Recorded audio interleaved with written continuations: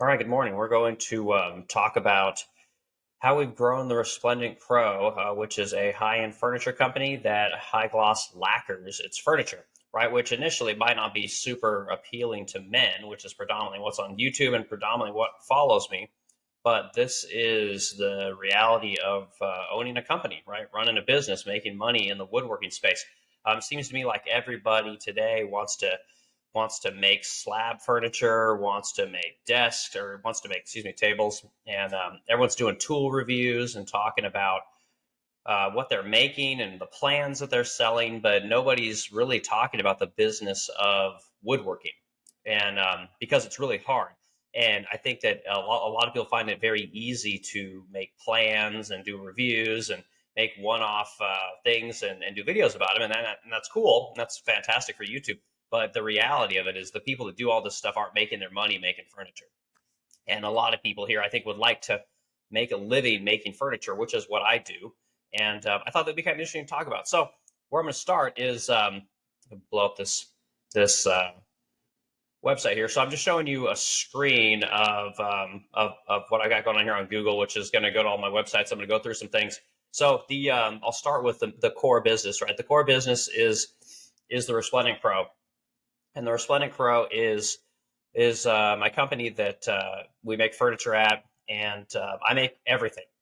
And it's yes, I have cabinet makers and people that make stuff for me, but pretty much everything starts with me, and I make it all. And odds are, if you have my furniture, that I made it. So anyway, it's a lot of work, and it has been a long run to get to where we're at today. But we do a lot of business.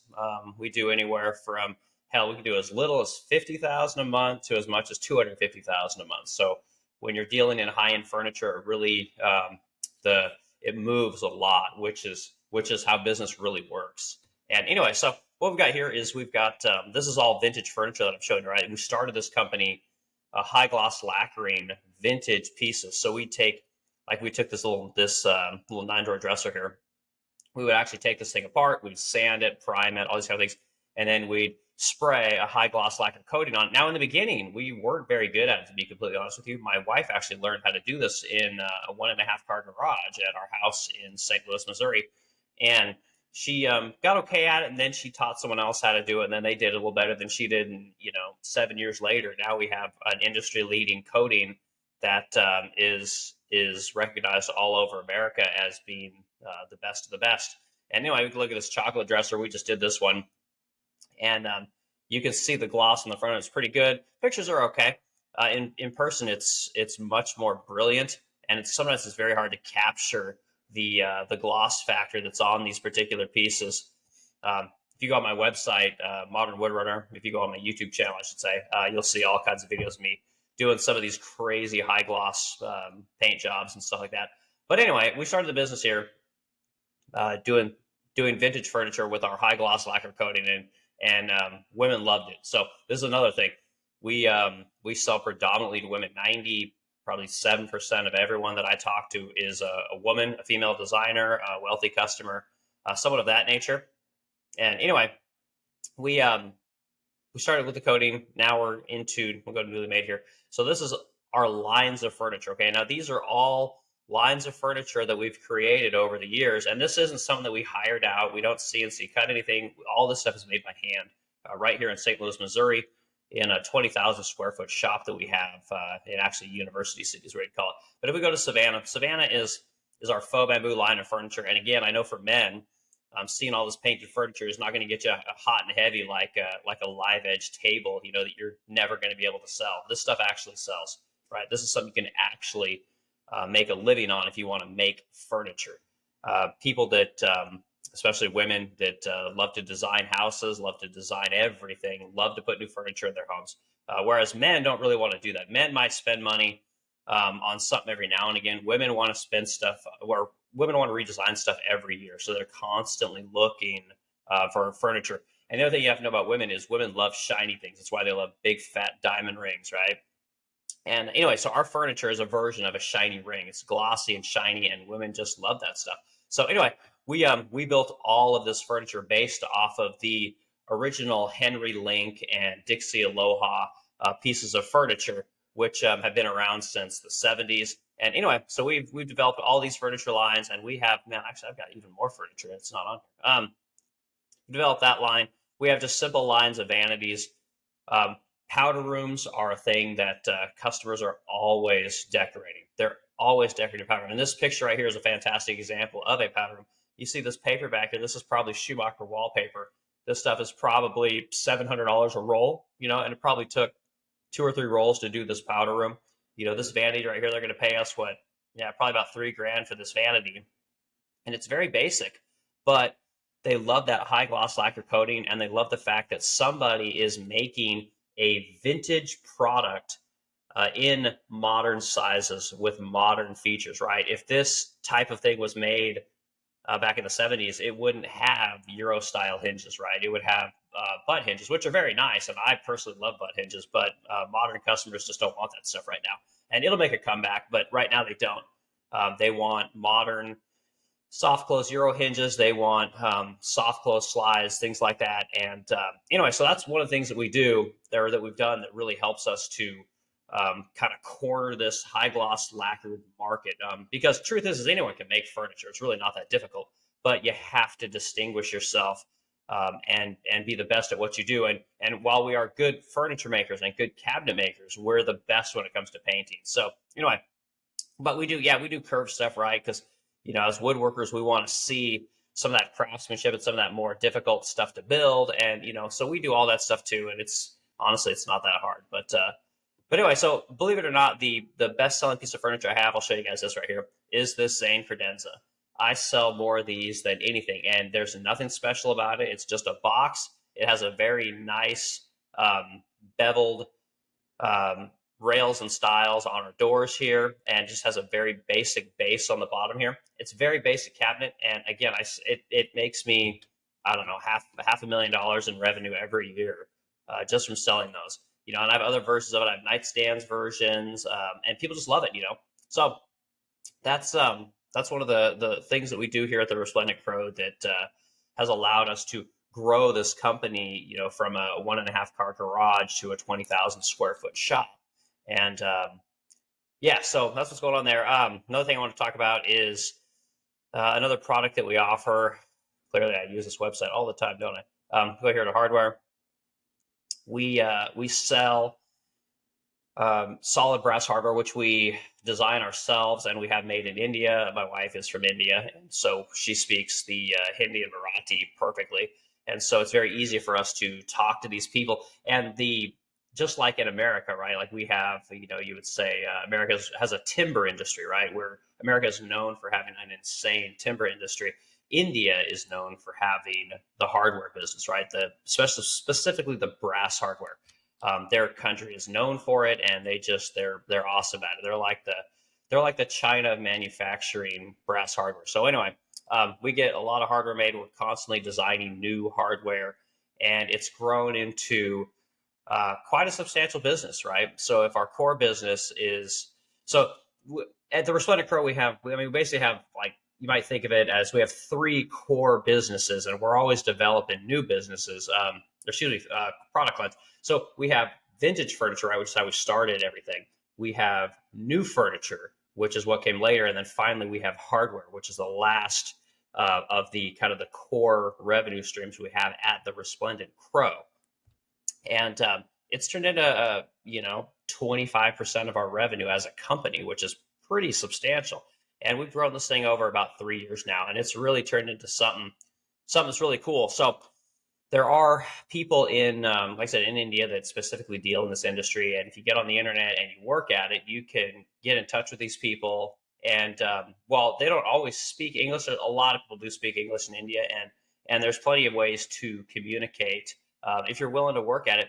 But you can see that these knobs, lots of detail, they're very cool, and they sell for a pretty penny, right? $140 for this thing. I can tell you that what we pay for that isn't anywhere near that. So you have a very nice markup, which again, we might make all of our furniture here in America, which is something I'm really proud of. This making hardware, if I could make this stuff here in America, I would. Casting's not that difficult, but again, the cost of brass in America is 10 times what it is in India, which is makes no sense to me, to be quite honest with you. But it is what it is. So yeah, so we have the Resplendent Crow, which is the core business, and that's what we're always working on. The another thing that we're working on is the Resplendent Home. Check them over here. Okay, the Resplendent Home is again high gloss lacquered, right? But my wife has kind of curated a collection of pieces, and she's curated a style because she's done this for so long, and people seem to value her style. They'll pay her to talk about it, to help them to design things in her style. So you take a look at this picture here. Again, as men, we don't give a shit about any of this stuff, uh, but again, women love this stuff, and that's how we have grown this company. These particular um, lights, these lamps, right? This shade here is actually Schumacher fabric, right? Schumacher fabric is very expensive, and I want to say it's a couple $100 a yard. It's insanely expensive, and so we're able to take that stuff and we can put that on lampshades. And there's actually a business in doing custom lampshades, right? Which again sounds kind of goofy, but this is the thing that I'm trying to convey to people is that just because you're a woodworker and just because you want to start a woodworking business, there's a whole market out there that men do not speak to, which is women. And when you're making furniture, you can attract more flies with honey than you can with vinegar, right? So we sell a product to women that they just absolutely go crazy over. So a lot of people talk about side tangent here, but a lot of people will say, you're selling furniture, and I always tell people, like, no, I'm not selling furniture. What I sell is lust, and a lot of people aren't going to get that, but the truth is that is literally what I'm selling. I sell sex appeal. I sell a product that women again lust after. I get um, reviews from people, and we get emails from people that have waited years to buy one of our pieces of furniture because it is so dang expensive. But it's all made in America. It's made right here where we have to deal with all the regulations, and we have to deal with all the labor law and the transportation law and the insane amount of taxes. And anyway, it takes a lot to produce a product in America. And people just don't understand how much we have to deal with here in America to get a product from a piece of plywood and some hardwood to a finished cabinet delivered to an apartment in New York. It's very difficult, and it takes a lot of money, and most people aren't going to be able to afford it. But I hope to kind of use this video to talk about that a little bit and explain to people that you don't have to you don't have to be poor as a furniture maker. You can make decent money. You're probably never going to get rich, but you can make decent money making furniture, doing the thing that you love every day. But you're going to struggle at it if you're trying to do the same thing as everyone else. So it's very important that you are either first to market in a specific in a specific product, right? So if you're into making live edge furniture, right, which I see a lot of that on YouTube, you better um, develop it early on and really push it hard on the marketing side and kind of carve a space there for yourself, right? You can be best in market, right? If you enter into the the furniture market like we did, like we're not in, there's nothing special about the furniture they make, but the coating we put on it is far and away superior to everybody. And when anybody talks about lacquered furniture, they almost think of us as the Kleenex of lacquered furniture, meaning they say, oh, is that a Resplendent Crow? They don't say, is that a lacquered piece of furniture? They just immediately say, oh, is that a Resplendent Crow, right? Which is, for me, is just like, it's amazing. That's what I've always wanted as someone that wanted to be a furniture maker and a cabinet maker, and a business owner. It's pretty awesome. So you have to be the top of the quality in the market. You have to be the thing that's exciting in the market, and otherwise you're going to struggle because everything is so dang competitive, right? And the other thing you can do is you can be a disruptor, right? So you can, um, anyone's been, I mean, everyone's been painting furniture since the dawn of time. Furniture has always been painted, and it will always be painted, right? But you have people doing chalk paint. You have people doing latex paint. You have people doing just different styles of paint. French painting, European painting. There's all these different kinds of styles of painting that you can do. But no one was high gloss lacquered because it's too damn hard, right? It's very hard to scale high gloss lacquer because it takes so much prep. It takes so much painting. It takes so much buffing, polishing. It takes all these kind of skills that honestly, men aren't that interested in, and it's not a product that at the very end you're going to be like, wow, this is so amazing, I did this thing. Um, but women love it, right? So, which is again why we have a business. We were one of the first into the market, right? Because there wasn't many people doing high gloss lacquer. We While we probably didn't have the best product, we grew it to be the best product in the business. And then the disruption part is the fact that no one was again doing that high gloss lacquer. And my wife wanted something like that. She worked on developing it, and it became a huge hit. And it's become this business that we've grown over the years into what it is now, which is um, fastly becoming a kind of a not a behemoth, but it's just becoming um, just a larger company, harder to run, more people, more sales, more interactions, just more of everything. And anyway, it's been a very cool business. So anyway, we have the Resplendent Home, which is again where people can come and they can just look at the glossy, shiny furniture. They can read about the inspirations. Why did we pick this color? Why did we choose this style of hardware? Just all this kind of stuff. And people love to read this stuff. If you're a man, this is like looking at a car forum or something. So women love this stuff, and my wife does a great job of putting this together.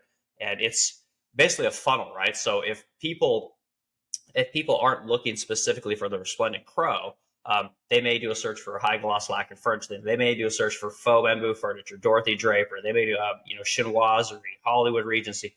Any of these particular key terms will lead them to our website because we've been in business so long. Google indexes us pretty high on its search without paying for advertising, right? And yes, we do pay for tons of advertising, but not at the Resplendent Home.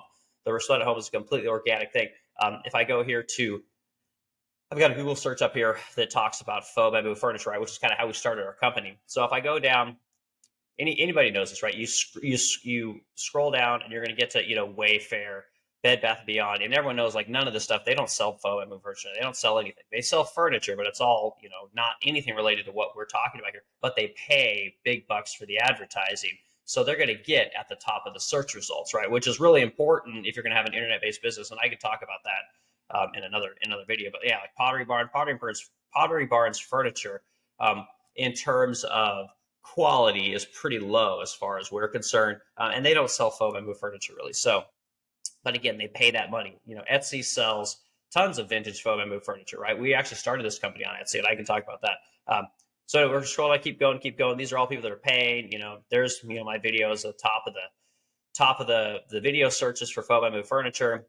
Let's see, scroll. Sorry, I'm getting there. Here you go. Resplendent Home. Okay, so Resplendent Home sells nothing. We don't sell faux bamboo furniture.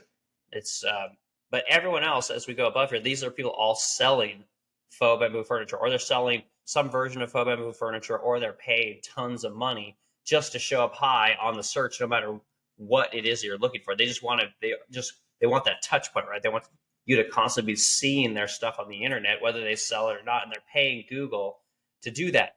But anyway, we are the first when it comes to just having a search based or a page that's just talking about faux bamboo furniture, right? What is faux bamboo furniture? There it is. There's the article. And we have good, high quality, glossy pictures. Google loves this stuff. And again, it indexes us higher than it would normally index most companies, because this is actually what we deal with. We don't pay for advertising for this particular page. Now, on the Resplendent Crow side, we pay thousands of dollars a month in advertising, which is a completely different story. So anyway, I'm not going to keep this business or this video too long. I just wanted to talk this morning. I'm kind of learning on how to use this new Riverside software, and talk about the business of the Resplendent Crow. How we grew it, what we're doing, what it is that we do, and I'll of course do more videos on this. I have a lot of content on the Modern Woodrunner on YouTube. I have a full channel here. This is kind of the back end of all these different videos, and I'm always showing people how I make things. And I need to talk more about the business side as well. But YouTube doesn't seem to like the business side so much. It's like people just kind of want to be entertained, I think, as opposed to actually learning how to do this stuff. But yeah, last thing I'll say is that making furniture in America today and then doing it full time is very difficult. And people, I think, get a misconception of what it really is on on YouTube, and we have so many people on YouTube that talk about woodworking and talk about how great it is to make things. And again, give this false impression that all you got to do is make something and it's going to be easy to sell, and you're going to get rich and everyone's going to follow you and all these kind of things. And that's not how it works. I actually own a furniture company here in St. Louis. I actually make videos on YouTube. I teach other people how to make furniture, and we ship this furniture all over America. We have our own shippers that we pay. We don't use some third party kind of deal. It's the full business. And I think it's very important. We have a lot of people selling courses. We have a lot of people selling books. We have a lot of people selling anything but furniture, right? They're selling anything but how to actually the business really works. They have ideas and they have concepts, and maybe they were in the business for a little while, but they're not in it anymore, which I find to be very interesting. So anyway, when you're watching people on YouTube, remember that a lot of these people that are talking about furniture making, they don't make furniture. They make a video about making a piece of furniture, and then they pump that video. They get lots of clicks, and they get advertisers that want to talk about their tools, right? But they're not actually making money doing furniture. Okay, we at the Resplendent Crow, we make all of our money making furniture. We just happen to make videos as well. So if you want to see how business really works and how you can really become a legit furniture maker, selling a real product that you get to work on every day, it can be done, but it's very difficult.